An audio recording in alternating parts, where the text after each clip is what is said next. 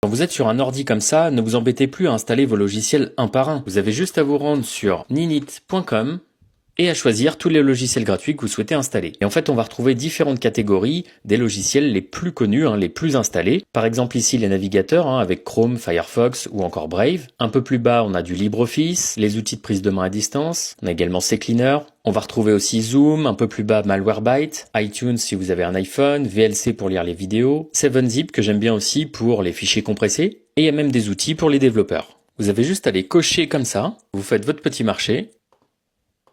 En plus, ce qui est bien, c'est que ça récupère les logiciels sur les sites officiels et ça s'occupe de le faire régulièrement. Là, c'est toutes les dernières mises à jour des logiciels et vous voyez, ça a été actualisé il y a à peine 1 heure. Une fois que tout est choisi, vous descendez et vous appuyez sur le gros bouton bleu en plein milieu. Et donc là, le site a créé un installateur qui regroupe tout. On a juste à cliquer dessus.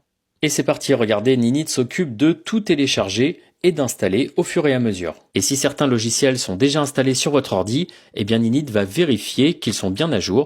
Et si ce n'est pas le cas, eh bien ça va télécharger la dernière version. Et voilà, tout ce qu'on a choisi est maintenant installé ou mis à jour. Et les différents raccourcis ont été créés sur le bureau. Dites-moi en commentaire quels autres sujets pourraient vous intéresser. Et pour d'autres astuces comme celle-ci, n'oubliez pas d'aimer la vidéo et de vous abonner.